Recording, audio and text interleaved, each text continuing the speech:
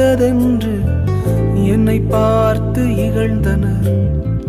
இனி என்றும் எழும்புவதில்லை என்று சொல்லி நகைத்தனர்.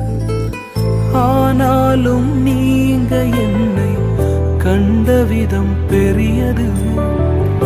என் உயர்வின் பெருமை எல்லாம் ஒருவருக்குரியதே. ஆனாலும் நீங்க என்னை கண்ட விதம் பெரியது. என் உயர்வின் பெருமை எல்லாம் ஒருவருக்குரியதே.